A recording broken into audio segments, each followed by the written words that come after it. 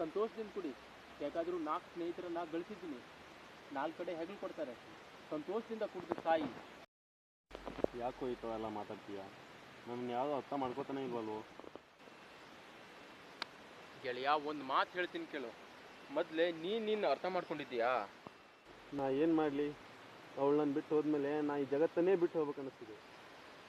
ಒಂದು ಹುಡುಗಿ ಸಂಬಂಧ ಜಗತ್ತು ಬಿಟ್ಟು ಹೋಗ್ತೀಯಾ? ನಿನ್ನ ಜಗತ್ತು ತೋರಿಸಿದ ತಂದೆ ತಾಯಿಗೋಸ್ಕರ ಒಂದ್ಸಲ ಆದರೂ ಯೋಚನೆ ಮಾಡಿದ್ಯಾ? ನೋಡ್ಗಳಿಯಾ, ಒಂದು ಮಾತು ಹೇಳ್ತೀನಿ ಕೇಳು. ಹುಡುಗಿರು ಹುಡುಗರನ್ನ ಮೊಬೈಲ್ ಚಾರ್ಜರ್ ಥರ ಯೂಸ್ ಮಾಡ್ಕೋತಾರೆ. ಅವರು ಮೊಬೈಲ್ ಚಾರ್ಜ್ ಫುಲ್ ಆದಮೇಲೆ ಮೂಲೆಗೆ ಬಿಸಾಕ್ತಾರೆ. ಅದೇ ತಂದೆ ತಾಯಿ ಸಿಮ್ ಕಾರ್ಡ್ ಇದ್ದಾಗೆ. ಮೊಬೈಲ್ ಚಾರ್ಜ್ ಫುಲ್ ಇರಲಿ, ಖಾಲಿ ಆಗಲಿ, ಹ್ಯಾಂಗ್ ಆಗಲಿ, ಡ್ಯಾಮೇಜ್ ಆಗಲಿ, ಅವ್ರು ಯಾವತ್ತೂ ನಮ್ಮ ಜೊತೆ ಇರ್ತಾರೆ. ನಾನೇನೋ ಮಾಡಲಿ, ಏನೇ ಮಾಡಿದ್ರು ಅವಳು ಮರೆಯೋಕ್ಕಾಗ್ತಾ ಇಲ್ಲ, ಬಿಟ್ಟಿರೋಕ್ಕಾಗ್ತಾ ಇಲ್ಲ. ನಾನು ಸಾಯಲೇಬೇಕು. ಬಿಟ್ಬಿಡು, ನಾನು ಸಾಯ್ತೀನಿ. ಹುಚ್ಚ, ಅವಳನ್ನ ಯಾಕೆ ಮರಿತೀಯ? ಅದೇ ಜಾಗದಲ್ಲಿ ನಿಮ್ಮ ತಂದೆ ತಾಯರಿಗೆ ಜಾಗ ಕೊಡು. ಅದನ್ನು ನೀವು ಮಾಡೋದಿಲ್ಲ. ಅದೇ ನೀವು ಮಾಡೋದು ದೊಡ್ಡ ತಪ್ಪು. ಅವಳು ನನ್ನ ಜೊತೆಲಿದ್ದಾಗ ಜಗತ್ತಲ್ಲಿ ನಾನೇ ಪುಣ್ಯವಂತ ಅಂತ ಅನಿಸ್ತಿತ್ತು. ಅವಳಿದ್ದ ಪ್ರತಿ ಸೆಕೆಂಡ್ನು ನಾವು ತುಂಬ ಅವಳು ನನ್ನ ಬಿಟ್ಟು ಹೋದ್ಮೇಲೆ ನಾನು ಪಾಪಿ ಅಂತ ಅನಿಸ್ತಿದೆ.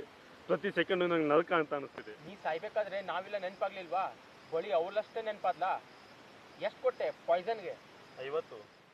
ಎಲ್ಲ 50 ರೂಪಾಯಿಗೆ 5 ಬತ್ತಿ ಕೊಡಿಸಿ ಸಾಯ್ಬೇಕಿಲ್ಲ.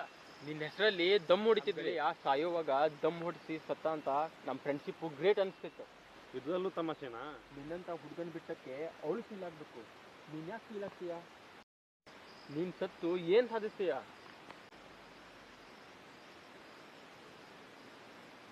ನಾನು ಬದುಕಿದ್ದು ಏನು ಸಾಧಿಸ್ಬೇಕು? ನೀನು ಒಂದಿನ ಹೆತ್ತವರಿಗೋಸ್ಕರ ಬದುಕು.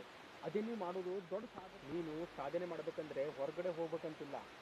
ನೀನು ನಿಮ್ಮ ಅಪ್ಪ ಅಮ್ಮನಿಗೆ ಒಳ್ಳೆ ಮಗನಾಗಿದ್ದರೆ ಸಾಕು. ಅದೇ ನೀನು ಮಾಡೋದು ದೊಡ್ಡ ಸಾಧನೆ. ನಿನಗೆ ಇಷ್ಟು ಹೇಳಿದ್ರು ಅರ್ಥ ಆಗದಿದ್ರು, ನೀವು ಸತ್ತ ಮೇಲೆ ನಿನ್ನ ಮೇಲೆ ಒಂದು ನೊಣ ಕೂಡ ಕೂಡುವುದಿಲ್ಲ. ನಿನ್ನ ಹೆಣದ ಮೇಲೆ ಕೂಡಲಿಕ್ಕೆ ನೊಣನೂ ಕೂಡ ಅಸಹ್ಯ ಪಡುತ್ತೆ. ಇಲ್ಲ, ನಾನು ಸಾಯೋದಿಲ್ಲ, ಬದುಕ್ತೀನಿ. ಇಂಥ ಮಗ ಹುಟ್ಟಿದ್ದೀನಿ ಅಂತ ಹೆಮ್ಮೆ ಅನಿಸ್ಬೇಕು. ಹಾಗೆ ಬದುಕಿ ತೋರಿಸ್ತೀನಿ. ನಾನು ಸಾಯೋದಿಲ್ಲ, ಬದುಕಿ ತೋರಿಸ್ತೀನಿ. ಬದುಕ್ತೀನಿ.